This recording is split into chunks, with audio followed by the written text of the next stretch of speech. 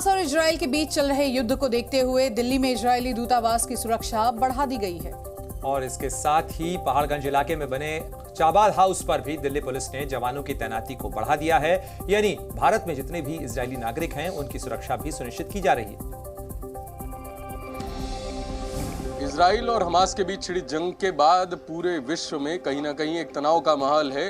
कहीं पर हमास के समर्थन में जुलूस और यात्राएं निकल रही हैं, तो दूसरी तरफ इजराइल के समर्थन में भी कई देश खुल के सामने आए हैं। इस समय हम नई दिल्ली राजधानी क्षेत्र में खड़े हैं, जहां के पहाड़गंज इलाके में जो खवाद हाउस है वहां पर सुरक्षा बढ़ा दी गई है। इजरायली दूतावास के साथ साथ खवाद हाउस, जहां पर इजरायली निवासी जो हैं वो रहते हैं, वहां पर ये सुरक्षा बढ़ा दी गई है। साथ ही इजरायली दूतावास की सुरक्षा भी बढ़ाई गई है। इससे पहले कहीं ना कहीं इजरायली दूतावास के बाहर या इजरायली राजदूतों को टारगेट करके 2 हमले जो हैं वो दिल्ली में हो चुके हैं, जिसके चलते कहीं ना कहीं दिल्ली पुलिस सतर्क है और कहीं ना कहीं सक्रिय भी है कि जिस तरीके से ये पूरा मामला छिड़ा है उसमें कहीं भी किसी भी इजरायली निवासी या किसी भी इजरायली जो स्थान है वहां पर किसी को कोई समस्या ना आए।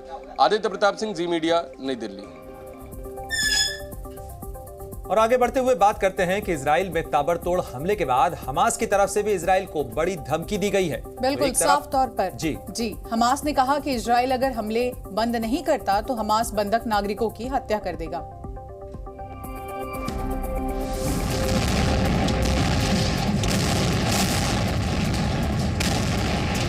हमास के हमले के जवाब में इजराइल के करीब 60 लड़ाकू विमान हमास के ठिकानों पर बम बरसा रहे हैं। वहीं हमास में बंधक बनाए गए इजरायली नागरिकों के बारे में भी जानकारी जुटाई जा रही है। इजरायली सेना के प्रवक्ता के मुताबिक बंधकों के बारे में पूरी जानकारी है। गाजा सीमा के करीब के कस्बों में सैनिक घर घर जाकर आतंकवादियों की तलाश कर रहे हैं। वहीं सीमा पर लगी बाढ़ को पार करने की कोशिश करने वाले आतंकियों को वायुसेना द्वारा निशाना बनाया जा रहा है। वहीं हमास ने इजराइल को धमकी दी है, अगर उनके नागरिकों पर बिना किसी पूर्व सूचना के बमबारी और हवाई हमला होता है तो इजराइल के बंधक बनाए गए लोगों में से एक एक को मौत के घाट उतार दिया जाएगा।